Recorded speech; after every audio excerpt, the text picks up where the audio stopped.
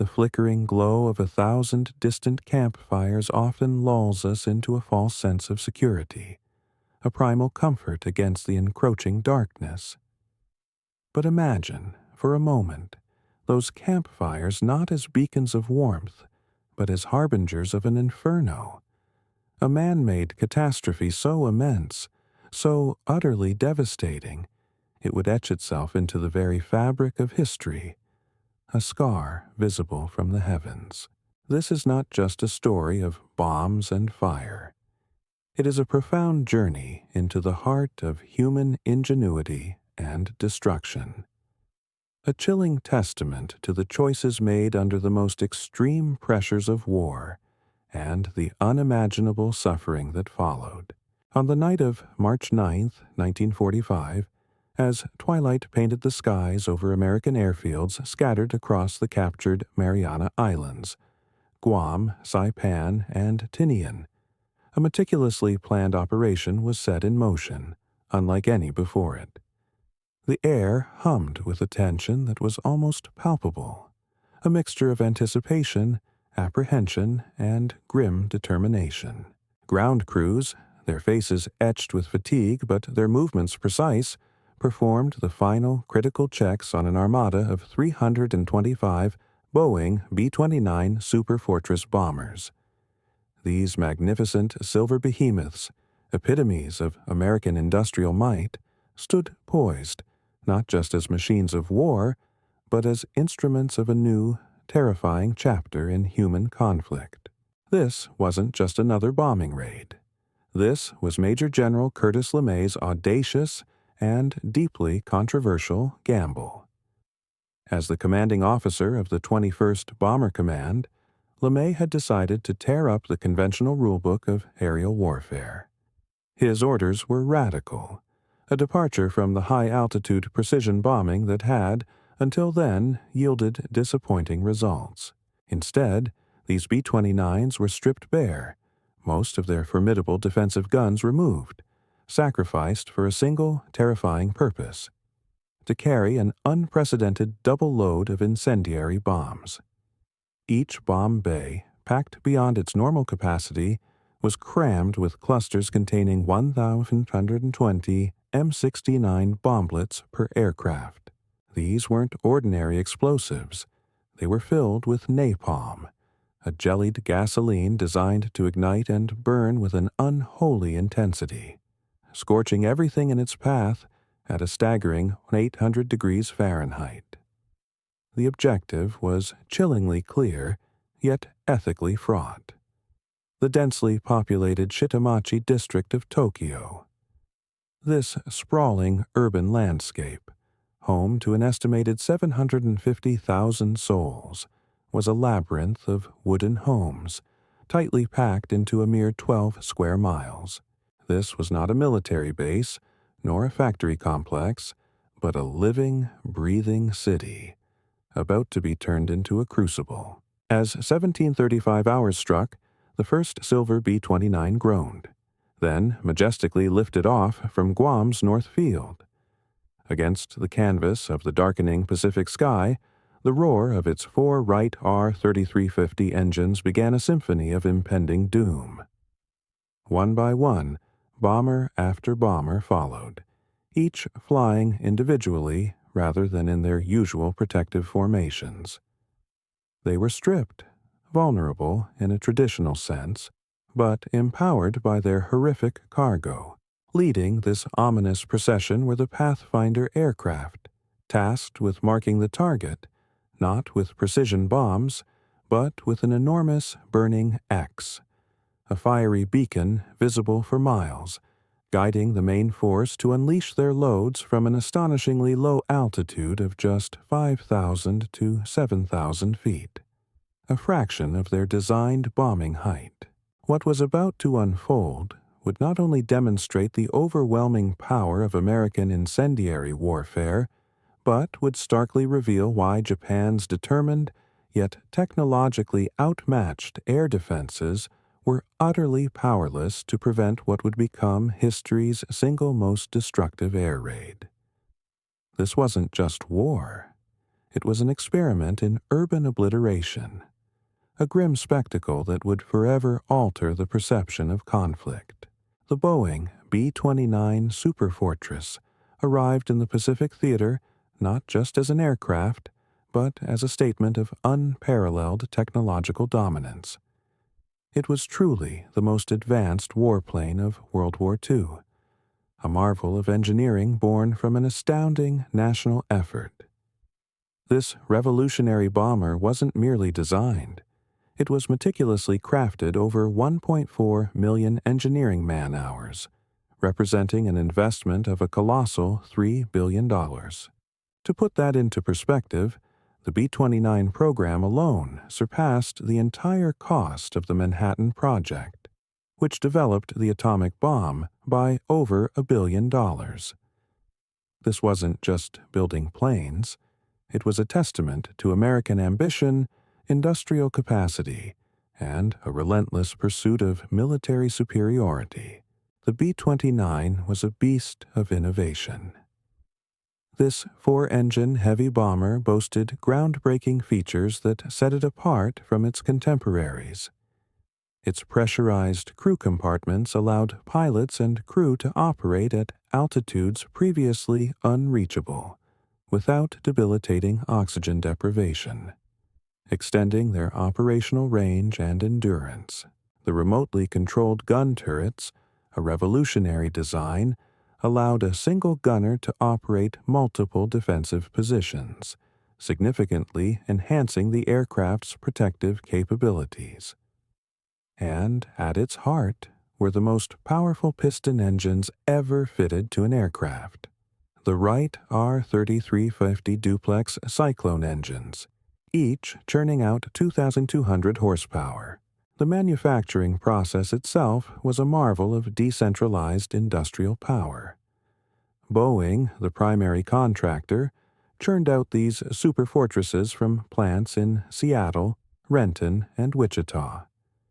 The Glenn L. Martin Company contributed from Omaha, while Bell Aircraft Corporation added its might from Marietta, Georgia. This dispersed production network wasn't just about efficiency.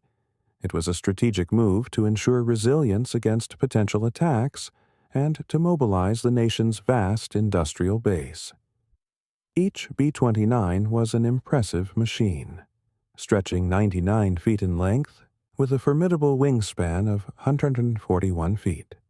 It could carry up to 20,000 pounds of bombs over a combat radius of 1,600 miles, flying at breathtaking altitudes up to 31,150 feet, and reaching a maximum speed of 357 km/h. By March 1945, American factories had already delivered approximately 2,000 B-29s to combat units, and production was only accelerating, pushing towards an eventual wartime total of 3,970 aircraft. This monumental manufacturing effort was not merely an indication of American industrial might. It was a demonstration of a nation fully mobilized, capable of unprecedented feats of mass production, an unstoppable force shaping the very landscape of global conflict.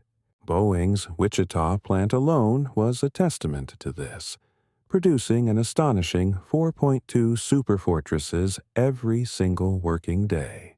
The 20th Air Force, under the direct and personal command of General Henry Hap Arnold, first deployed these strategic bombers from bases in China starting in June 1944.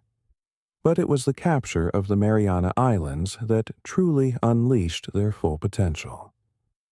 From November 17, 1944, these newly secured island bases became the launching pads for the concentrated might of the B-29 fleet. The 21st Bomber Command operated 3 formidable bombardment wings from the Marianas. The 73rd and 313th Bombardment Wings, based on Saipan, and the 314th Bombardment Wing on Guam. These units collectively possess the capability to deploy over 300 B-29s for a single mission, each aircraft meticulously maintained by specialized ground crews working relentlessly around the clock. This wasn't just an air force. It was a strategic projection of power on a scale the world had never witnessed, designed to bring the full weight of America's industrial and technological superiority directly to Japan's doorstep.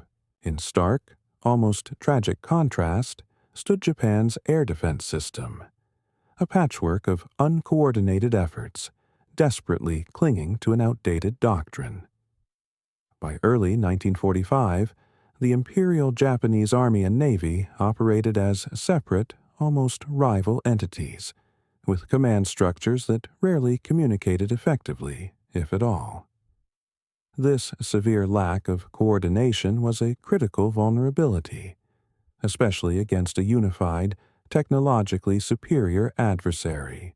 Their primary night fighter, the Nakajima J-1N Gecko, Moonlight, was a testament to improvisation and desperation, hastily converted from a reconnaissance aircraft. It possessed an unconventional, yet theoretically innovative, armament. Twin 20-meter Type 99 cannons firing upward at a 30-degree angle, designed to attack bombers from below, and another pair firing downward.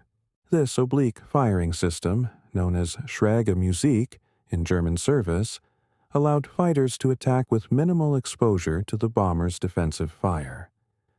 However, Japan's industrial limitations meant only 479 of these aircraft were produced throughout the entire war, and many had already been lost to attrition and combat.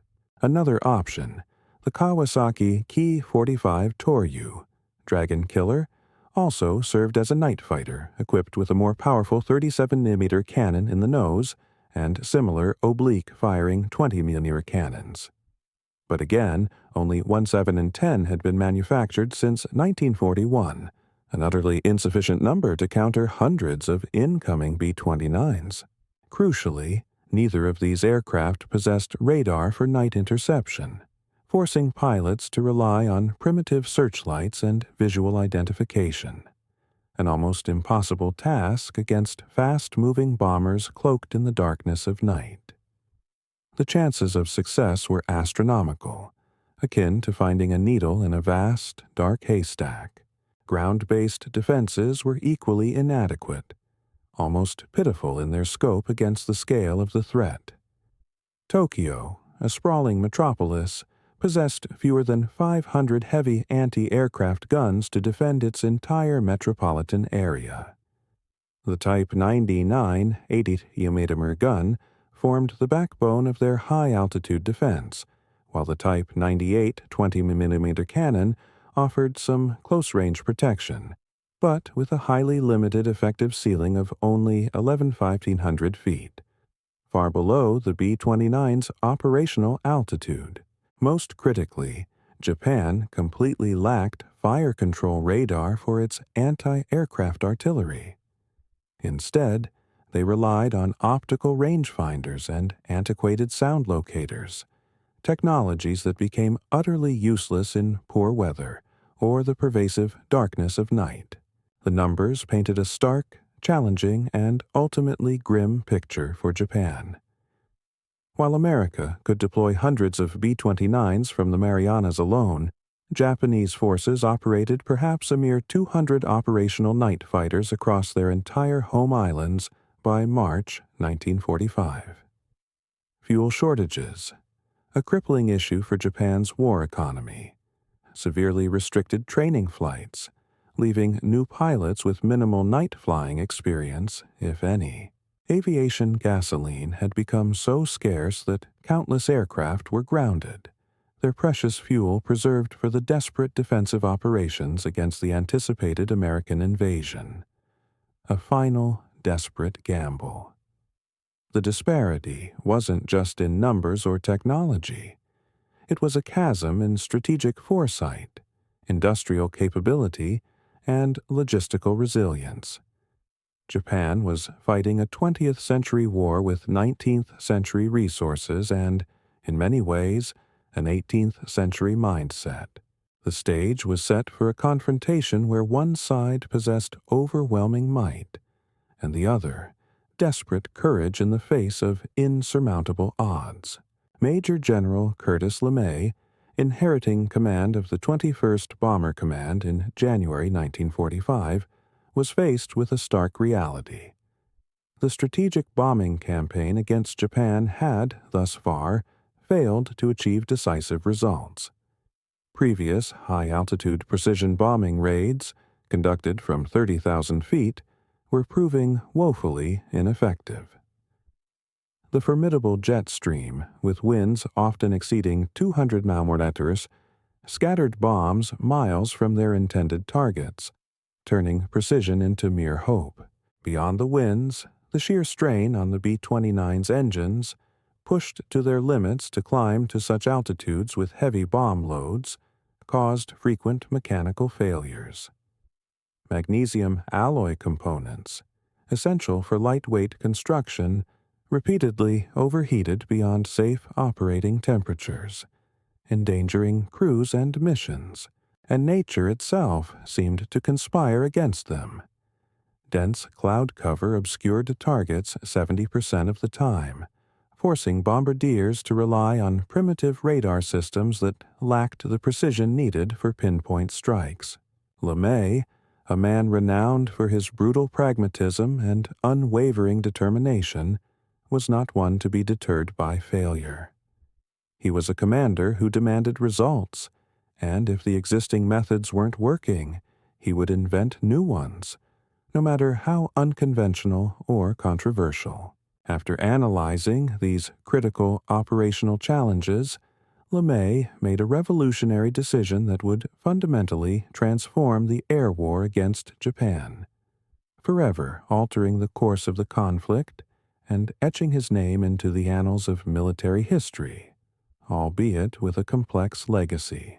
His new tactics were, on the surface, radical, yet underpinned by a cold, calculating logic.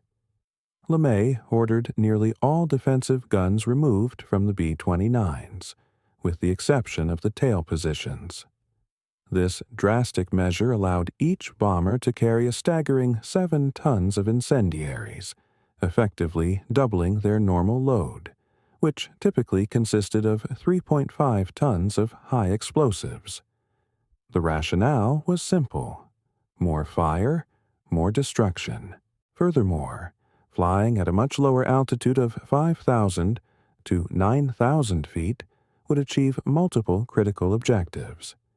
It would allow the aircraft to avoid the unpredictable and destructive jet stream, reducing bomb scatter and vastly improving accuracy.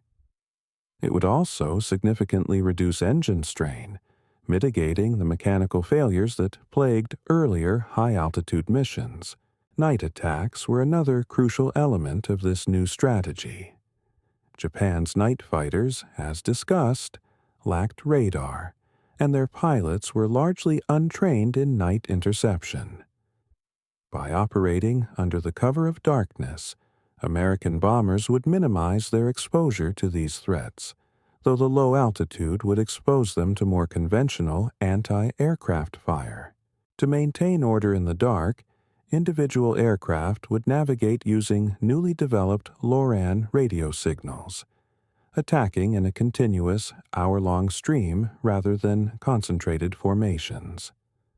This continuous flow would overwhelm Japanese defenses, prevent them from regrouping, and ensure a sustained rain of fire. Weather forecasters, crucial partners in this macabre dance, predicted ideal conditions for the night of March 9th to 10th. Clear skies with strong surface winds that would act as a natural accelerant, spreading fires across the target area with terrifying efficiency.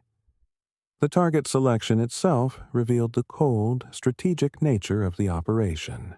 American planners meticulously selected areas where Japanese cottage industries, vital to the war effort, produced critical components: aircraft parts, electrical equipment, and precision instruments.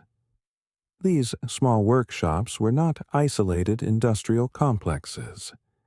They were intricately integrated within residential zones, blurring the lines between military and civilian targets. Intelligence officers had consulted detailed maps produced by the Office of Strategic Services, ranking Tokyo's wards by their infrastructure density, utilizing pre-war Japanese urban planning documents. This was a deliberate, scientific approach to identifying the most vulnerable and destructible parts of the city. The chosen zone in northeastern Tokyo encompassed the Asakusa, Honjo, and Fukagawa wards. These were working-class neighborhoods, characterized by extremely high population density, where extended families lived in tightly packed wooden structures, separated by narrow, labyrinthine alleys. This architectural density, coupled with the prevalence of combustible materials, made these areas perfect targets for what LeMay had in mind. The M69 incendiary bomblet, the chosen instrument of destruction, represented the cutting edge of incendiary warfare technology. This hexagonal steel pipe, measuring 3 inches in diameter and 20 inches long, weighed 6 pounds. Unlike earlier thermite or magnesium designs, which burned hotter but could often be extinguished with water, the M69 utilized napalm, jellied gasoline developed by the ingenious and terrifying collaboration of Standard Oil and Harvard University scientists. This was not just fire. It was fire designed to stick, to spread, and to defy extinction. The bomblets were dropped in E-46 amiable clusters of 38, designed to separate at 2,000 feet altitude. Each M69 then deployed a small cotton streamer, orienting its fuse downward for optimal impact. Upon hitting the ground, a time delay fuse would burn for 3 to 5 seconds before a white phosphorus charge ignited, dispersing flaming napalm up to 100 feet in multiple directions.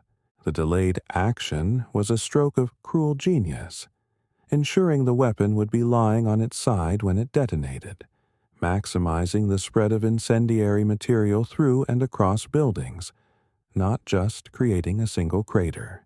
Extensive testing at the Dugway Proving Ground in Utah had already proven the M69's horrifying effectiveness. There, detailed replicas of Japanese residential structures, built using pre-war architectural plans, were subjected to these weapons.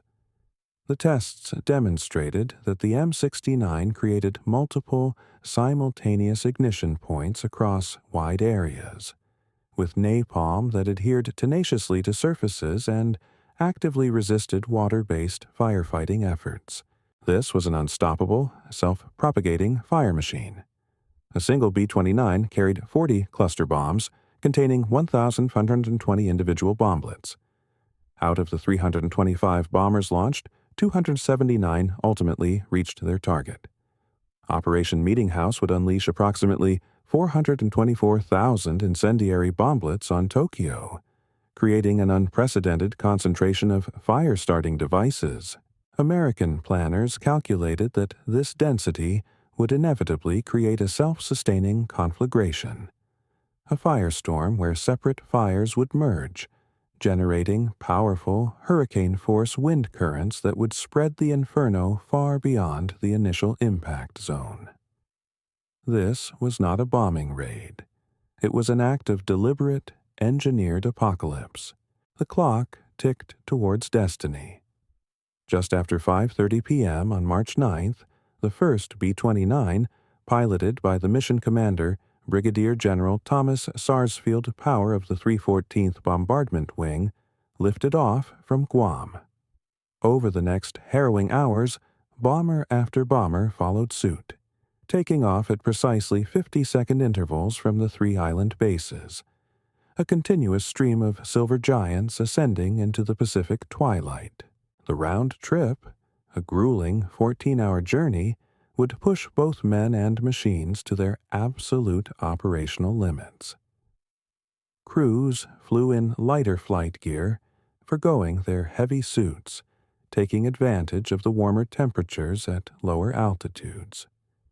Without the considerable weight of defensive guns, gunners, and ammunition, the B-29s climbed efficiently, conserving precious fuel during the 1,500-mile journey to Japan.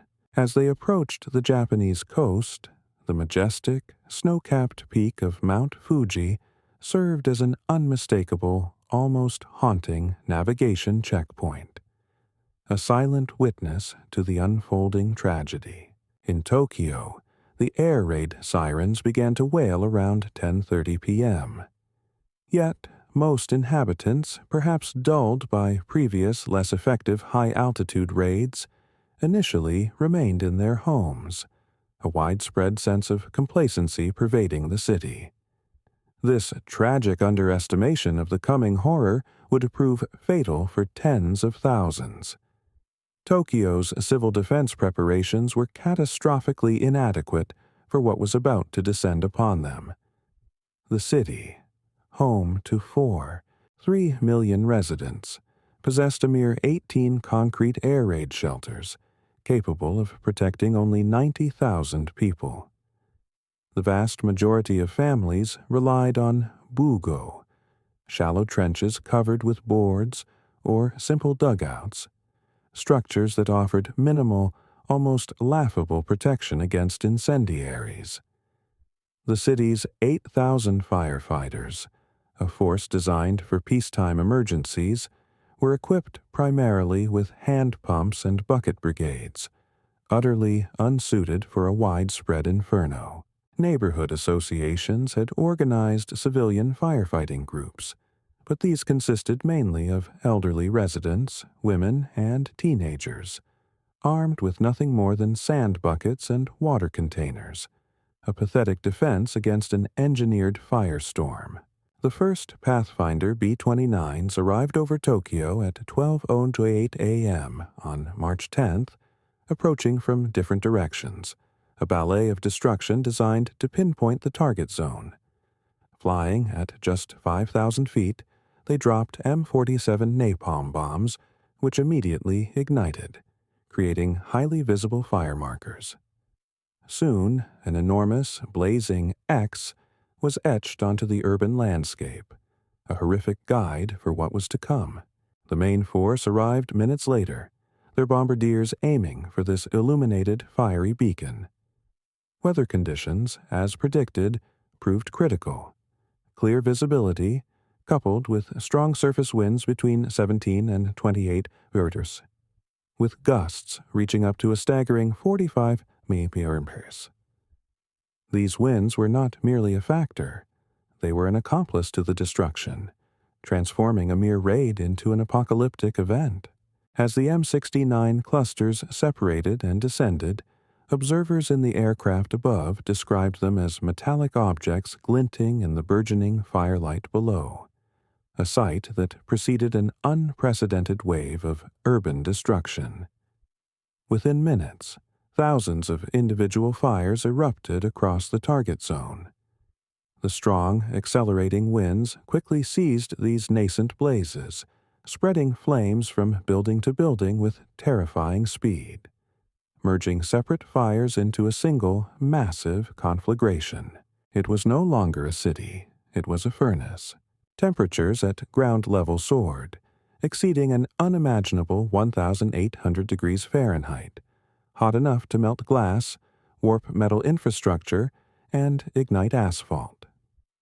The superheated air created powerful updraft, generating intense, localized wind vortices, veritable tornadoes of fire that lifted debris high into the air, spinning fragments of homes and lives into the sky. Streets became utterly impassable, not just from debris, but because the very asphalt beneath people's feet ignited, and wooden buildings collapsed in on themselves from the extreme, consuming heat. The sound of the inferno was overwhelming, a monstrous roar that swallowed all other noise. The screams, the sirens, the cries for help. Smoke and heat reduced visibility to mere feet. creating a blinding, suffocating labyrinth of flame. Yoshiko Hashimoto, a 24-year-old woman, was at home in Tokyo's Sumida district with her 13-month-old baby when the attack began. Her husband, an army officer, was on guard duty across the city, unaware of the horror unfolding for his family. Yoshiko would later provide a harrowing testimony, a chilling record for history. The B-29s were dropping numerous firebombs, and it sounded like heavy rain, she recounted. I was astounded to see the intensity of the air raid. I'd never seen one before. Her words convey the sudden, overwhelming shock, the stark realization that this was unlike any previous attack. As fires spread with terrifying rapidity, Yoshiko, clutching her baby, fled with her parents and sisters through streets that had become a river of evacuating residents. The narrow alleys of Shitamachi, once bustling with life, transformed into deadly conduits as thousands desperately attempted to escape simultaneously. In the ensuing chaos, parents were separated from children, their cries swallowed by the roar of the fire. Elderly residents who stumbled or fell found it impossible to continue, trampled or consumed by the advancing flames. Firefighting brigades, their hand pumps and buckets woefully inadequate, abandoned their equipment when temperatures made it impossible even to approach the inferno. At the Sumida River, Yoshiko witnessed scenes of unimaginable chaos and desperation. Burning debris was falling around us, and the wind was intensifying, she described. Burning materials, signboards, wooden doors, and household items were airborne. Warehouses on both riverbanks were utterly engulfed in flames. In a desperate act of paternal love, her father pushed her and the baby into the river, a desperate gamble that miraculously saved their lives. But the river itself was a deadly trap. Her mother perished there, along with Yoshiko's father and sister, Etsuko. Across the burning district, countless similar tragedies unfolded with brutal, relentless repetition. Those who entered canals and waterways seeking refuge often faced extreme water temperatures, boiling from the intense heat of the surrounding fire. Others were simply overwhelmed in the rush, thousands trying to reach water simultaneously, many drowning or suffocating in the crush of bodies. The conflagration's winds were so powerful they could pick up and move people significant distances. Survivors were later found far from their original locations, blown by the fiery gale. Police stations, hospitals, and even designated evacuation centers, once symbols of safety, became surrounded by flames, transforming into death traps. At Kikukawa Elementary School, a designated shelter, investigators later found only charred metal objects and human remains among the ashes, hundreds having sought safety there in vain. Buddhist temples, standing for centuries as spiritual anchors of the community, were utterly destroyed, taking with them all who had sought refuge within their ancient walls. The extreme conditions created by the inferno meant that even those in shelters faced severe challenges from the pervasive heat and suffocating smoke. The superheated air caused severe respiratory damage to those exposed, even briefly, leaving lasting scars on lungs and bodies. This wasn't just a fire. It was a total environmental collapse, designed to kill in multiple, agonizing ways. Following the raid, the grim task of estimating casualties began, yielding figures that varied significantly among different authorities, each attempting to grapple with the monumental scale of the disaster.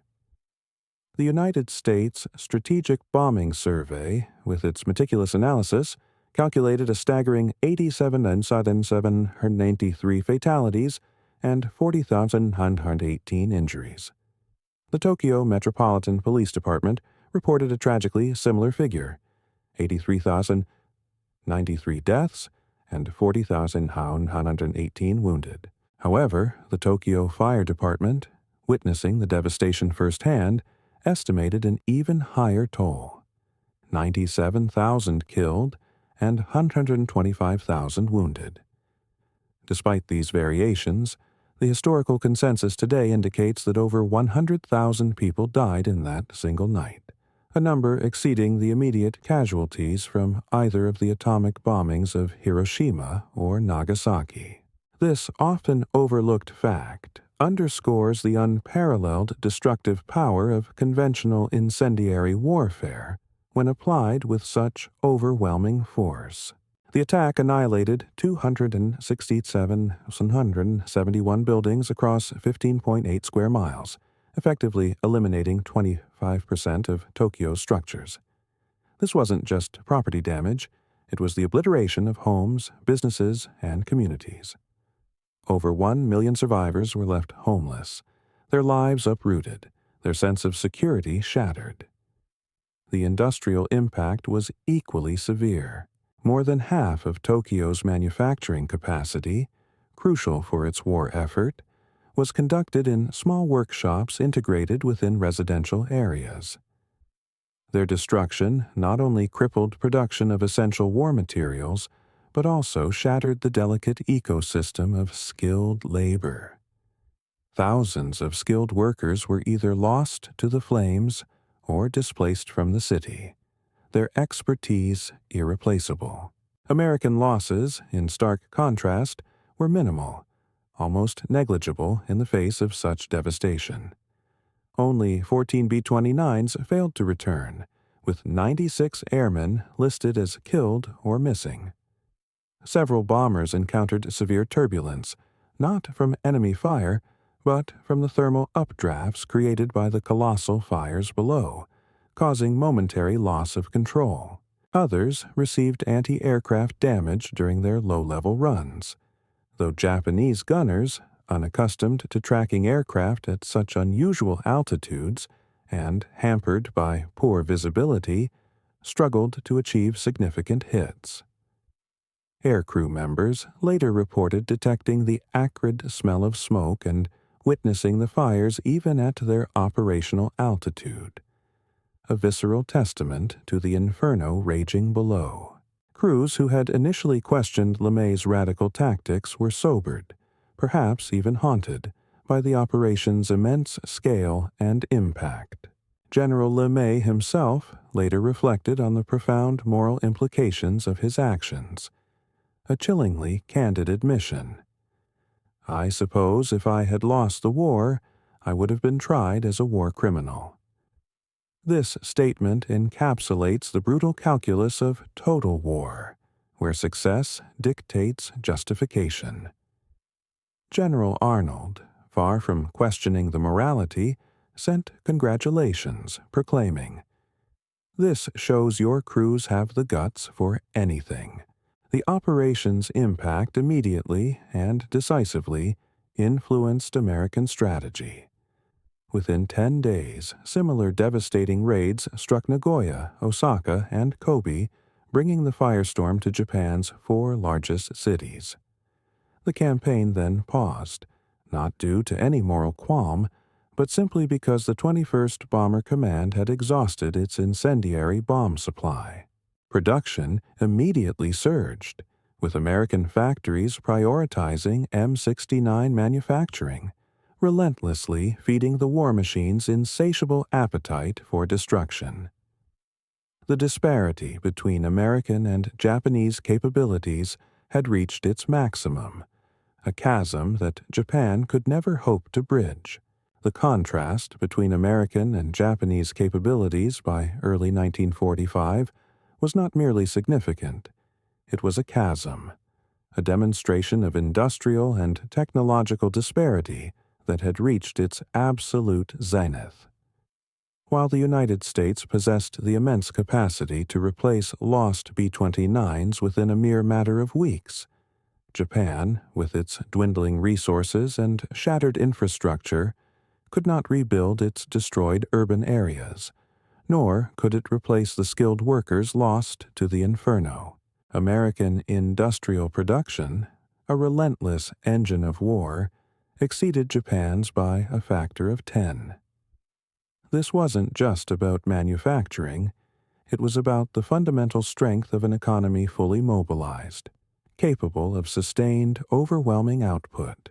While technical advantages made each American weapon significantly more effective, the sheer scale of investment was staggering. The B-29 program alone, with its $3 billion price tag, actually exceeded Japan's entire military budget for 1945. Think about that. A single weapons system costing more than a nation's entire annual military expenditure. It illustrates not just technological superiority, but an economic might that was virtually unchallengeable. By mid-1945, America was producing an astonishing 50,000 tons of incendiary bombs monthly, a continuous rain of fire. Japan, meanwhile, was struggling desperately to maintain even basic ammunition supplies for its conventional forces, a stark testament to its collapsing logistical and industrial base. The methodical nature of American operations reflected a deeply scientific approach to warfare, a cold, rational application of scientific principles to maximize destruction.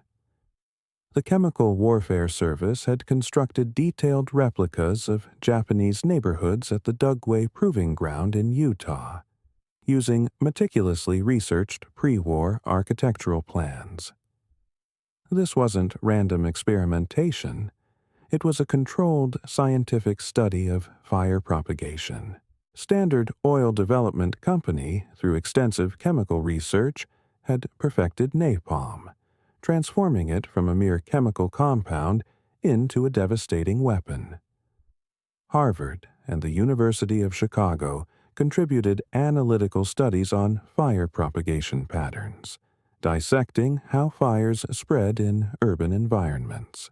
This integration of cutting-edge scientific research with military operations stood in stark contrast to Japanese military doctrine, which often emphasized traditional values, spiritual resilience, and martial valor over cold, hard material considerations. This philosophical and practical approach proved tragically inadequate against the modern, scientifically driven methods of total warfare employed by the United States. Japan's inability to develop and implement effective countermeasures against the escalating firebombing campaign further highlighted its strategic limitations and internal dysfunctions.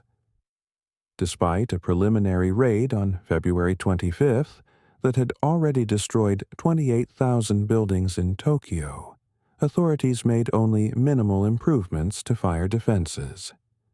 Proposals to create crucial fire breaks by systematically demolishing buildings were, inexplicably, not implemented. Evacuation plans, vital for civilian survival, remained largely theoretical, never effectively put into practice. Military authorities, clinging to a misguided sense of civic duty and perhaps fearful of panicking the populace, insisted that civilians maintain their positions, even as intelligence clearly indicated that massive incendiary raids were not just possible, but actively planned. This catastrophic failure of preparedness was a direct result of inter-service coordination failures, a fragmented chain of command, and a leadership paralyzed by dogma and a lack of resources. The limited effectiveness of Japan's night fighter forces starkly exposed the profound technical disparity between the two nations. Pilots like Lieutenant Sachio Endo, who was credited with 8 B-29 interceptions, achieved individual successes that were truly exceptional cases, acts of desperate courage against overwhelming odds. But these were isolated victories. Most night fighter pilots, without the benefit of airborne radar, simply could not locate their targets in the vast darkness, especially once the pervasive smoke from the fires obscured any visual cues. They relied on ground controllers using acoustic detection, methods that became utterly useless once the din and chaos of the conflagration began. The few pilots who did manage to intercept B-29s found their 20mm cannons often insufficient against the bomber's robust construction, unless they achieved critical hits on engines or fuel systems. In a testament to their desperate commitment, some pilots even resorted to suicidal ramming attacks, sacrificing themselves for the slim chance of a single bomber kill, a tragic reflection of the immense imbalance of power. Tokyo's fire department, the last line of defense for its civilians, exemplified Japan's infrastructural limitations. The city operated a mere 286 fire engines, most of them manual pump units requiring multiple operators, a relic from an earlier era. Water pressure was chronically insufficient for large-scale firefighting, and as the attack intensified, infrastructure damage compromised the entire water distribution system, rendering even those few pumps useless. Fire department procedures emphasized protecting individual structures through traditional methods, approaches that were utterly inadequate against thousands of simultaneous ignition points spanning miles. When the conflagration began, most fire companies were overwhelmed rapidly, their antiquated equipment destroyed, and their personnel forced to evacuate, leaving the city to burn. The psychological impact on survivors was profound and lasting, an open wound that would fester for decades. Many described an overwhelming feeling that all traditional protection systems had failed them, a sense of betrayal by their government and their very society. Refugees departing Tokyo spread harrowing accounts throughout Japan, their experiences brutally contradicting the official, sanitized information about the war situation, eroding public trust. Worker attendance at factories, already under immense pressure, declined significantly as civilians lost confidence in their leaders and prioritized survival. The chilling term routine air raid entered common usage, normalizing the systematic targeting of cities across Japan. By August 1945, 66 Japanese cities had experienced major incendiary attacks, with much of urban Japan severely damaged before the atomic bombings even occurred, painting a grim picture of widespread suffering and devastation. The shocking success and sheer destructive power of Operation Meetinghouse exerted a profound and immediate influence on American planning for Operation Downfall, the envisioned land invasion of Japan. Military planners, observing the devastating effectiveness of the firebombing campaign, began to calculate that continued incendiary raids could potentially eliminate Japan's remaining industrial capacity by October 1945, severely crippling its ability to wage war. LeMay himself became a staunch advocate for the belief that strategic bombing alone might compel Japan's surrender without the necessity of a costly, bloody invasion.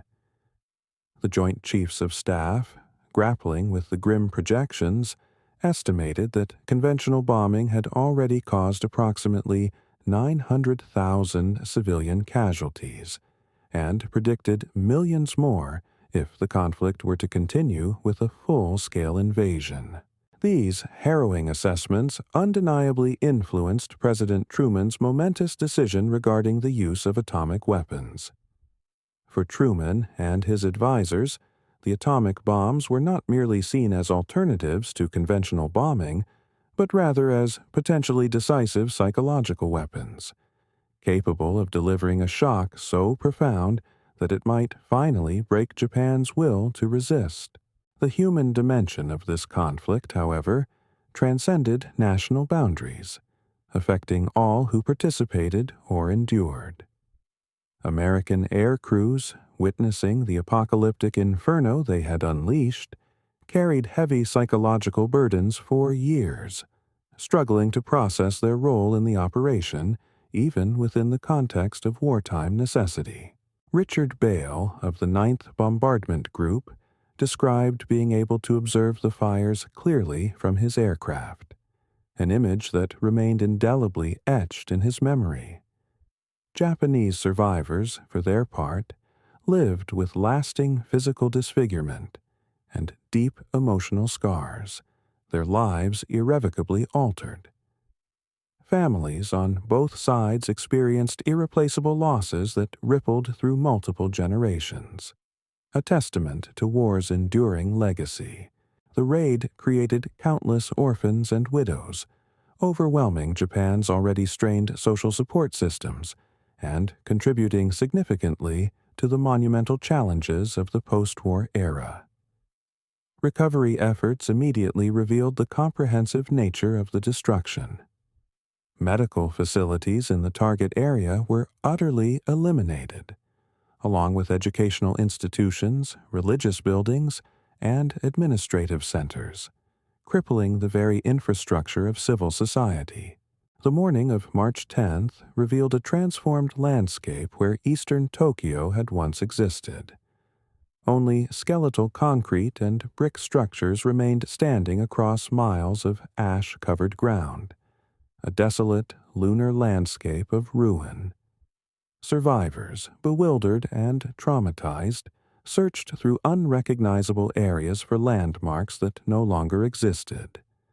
A desperate hunt for echoes of their past. Recovery teams required heavy equipment to clear the vast debris fields, and, tragically, many victims could not be identified, their lives reduced to anonymous ash. Mass funeral services continued for weeks, a grim, continuous procession of mourning. Waterways remained blocked with debris for extended periods, further hindering recovery and transportation. The industrial impact, initially estimated to be severe, ultimately exceeded initial projections. Tokyo's eastern districts had contained thousands of small workshops where families, often skilled artisans, produced specialized components, precision instruments, electrical components, and mechanical fittings. Their wholesale elimination severely disrupted supply chains supporting major factories across Japan. The loss of experienced craftsmen, machinists, and technical specialists, whose skills required years of training and apprenticeship, proved truly irreplaceable, leaving a void that would take decades to fill. Worker productivity in surviving facilities naturally declined, as employees grappled with immense personal losses, housing challenges, and diminished morale, a human cost that permeated the entire war economy. The bombing campaign's expansion proceeded systematically after incendiary supplies were replenished. Operations resumed in May with refined techniques, achieving even greater efficiency and destructive power. By July, B-29s were distributing warning leaflets before raids, informing civilians which cities were targeted next. A chilling psychological operation demonstrating complete air superiority and breaking the Japanese will to resist. These missions became routine operations, with some encountering minimal opposition, a clear sign of Japan's weakening defenses. Japanese defensive capabilities progressively weakened as experienced pilots were lost. Ammunition stores were depleted, and civil defense systems collapsed under the relentless assault. The nation was being systematically dismantled, city by city, psychologically and industrially. The international legal considerations surrounding such extensive civilian targeting remain subjects of intense historical and ethical debate. The 1907 Hague Convention addressed the bombardment of undefended cities, but interpretations of what constituted a defended city, or a military target, proved complex and often ambiguous in the context of total war. Post-war tribunals, notably the Nuremberg and Tokyo trials, prosecuted certain leaders for specific acts of civilian targeting, such as the V-2 rocket attacks on London, or atrocities against civilians in occupied territories, but conspicuously did not address the Allied bombing campaigns against German and Japanese cities.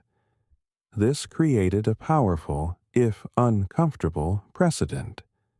The argument that military necessity could, under certain circumstances, justify impacts on civilian areas. This controversial interpretation profoundly influenced the subsequent development of international humanitarian law, despite significant advances in precision weapons technology in the decades that followed. It begs the question, where do we draw the line? And who draws it, especially when the very existence of nations hangs in the balance? The role of weather conditions in amplifying the operation's effects further demonstrated America's deliberate and sophisticated utilization of environmental factors as a weapon. The March 9th to 10th raid was not a random act of timing. It was deliberately scheduled to coincide with predicted strong winds following a prolonged dry period. Meteorologists meticulously analyzed Japanese weather patterns, identifying optimal conditions for rapid fire spread, transforming nature itself into an accelerant for the inferno. The varying wind speeds that night, oscillating between 17 and 45 men-watt depending on location, even exceeded some predictions, creating a self-sustaining firestorm of unprecedented ferocity.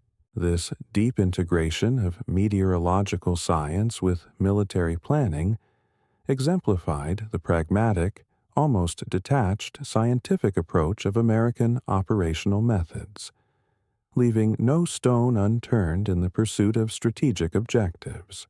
Individual B-29 crews experienced the mission far differently than the planners on the ground might have anticipated.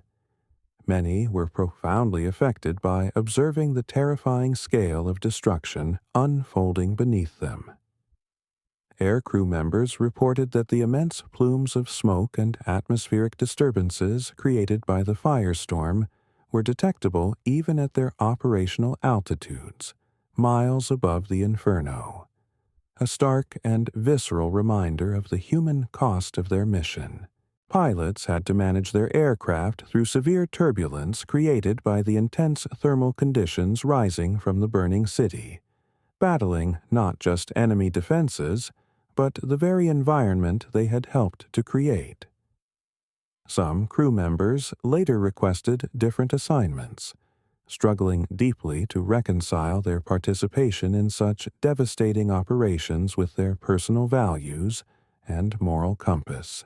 Others, however, focused with grim determination on the strategic objective of ending the conflict quickly, convinced that such drastic measures were a necessary evil to save lives in the long run.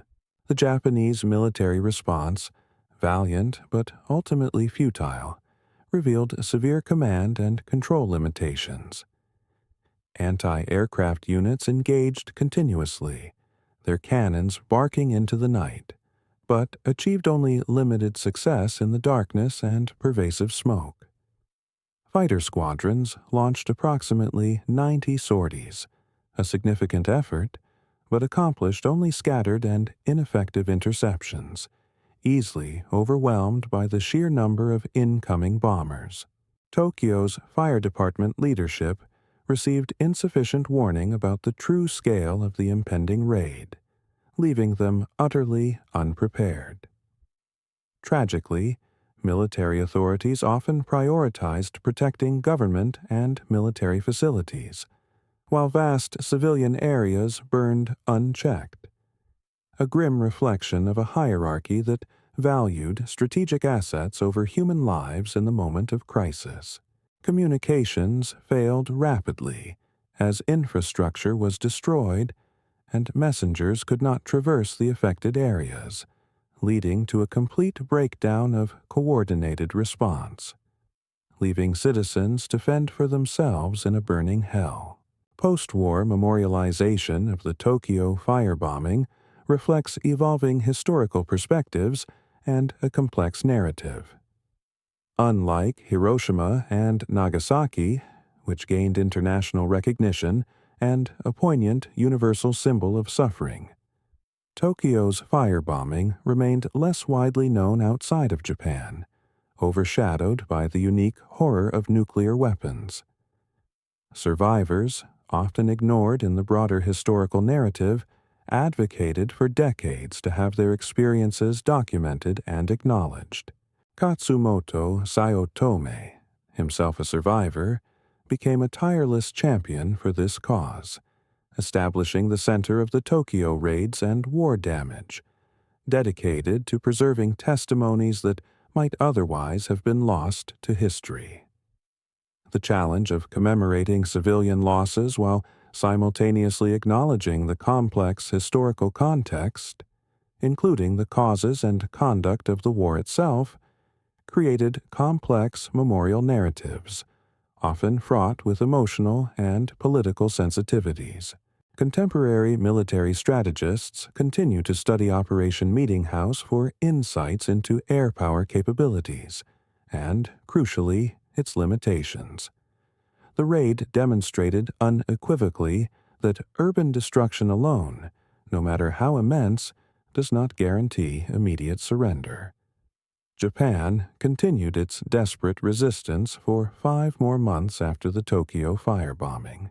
It proved that overwhelming technical advantages can indeed overcome significant geographic challenges, bringing the war to the enemy's homeland with devastating efficiency.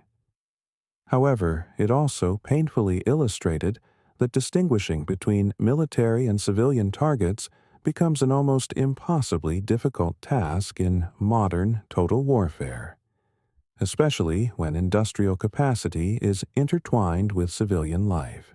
The evolution from precision bombing, initially attempted with limited success, to widespread area bombing, revealed the terrifying escalation dynamics inherent in total war.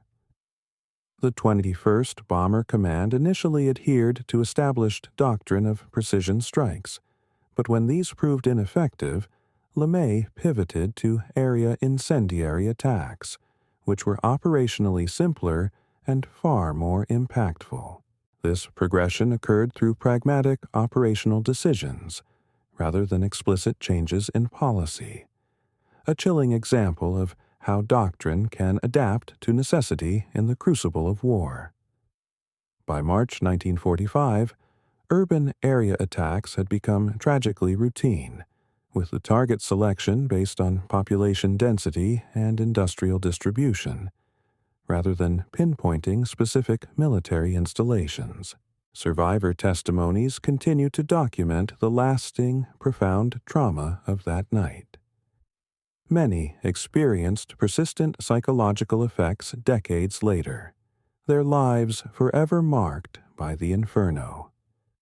Children separated from their families often never learned the fates of their relatives, living with lifelong uncertainty and loss. Yoshiko Hashimoto's testimony, preserved in historical archives, captures this enduring pain.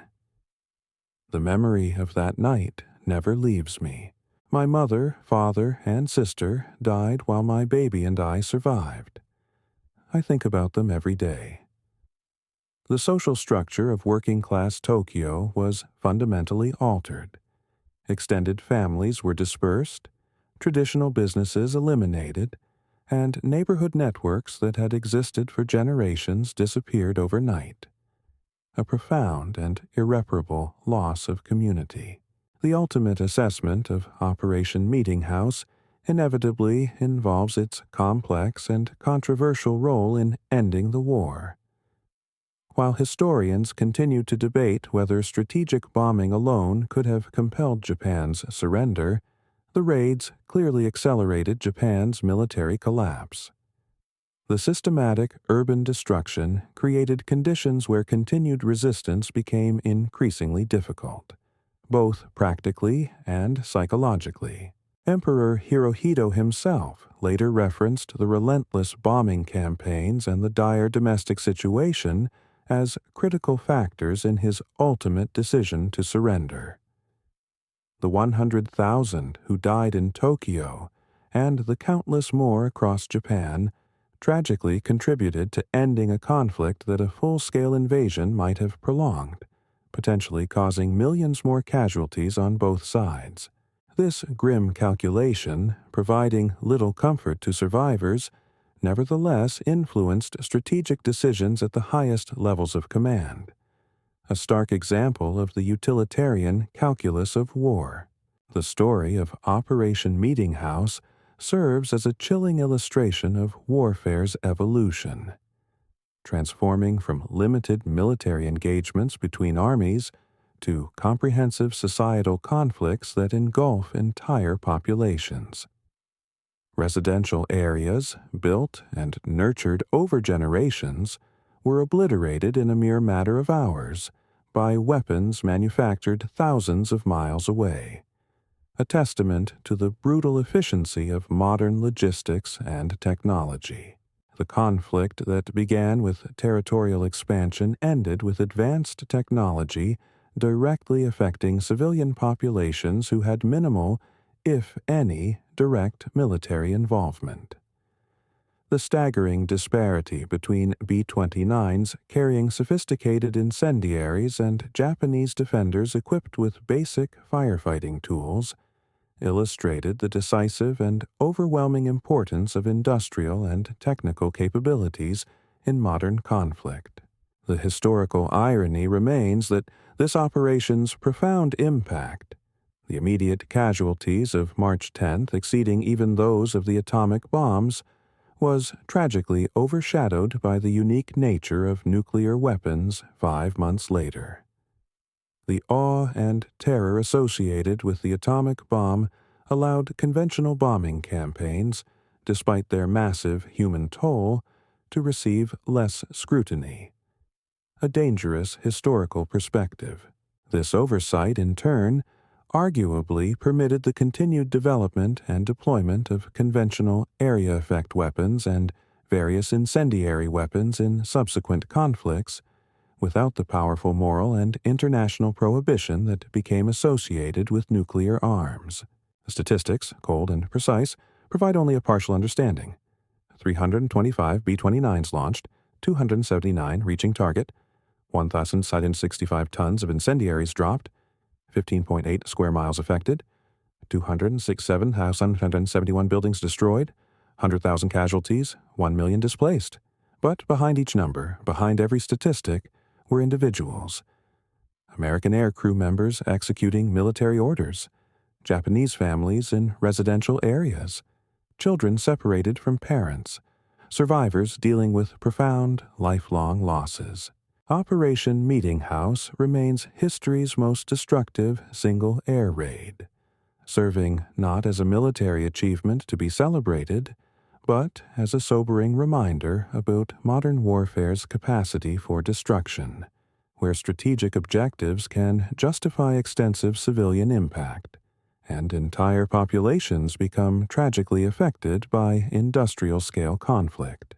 It is a stark warning, an echo from the past, reminding us of the ultimate cost of war and the enduring importance of seeking peace, no matter how difficult the path.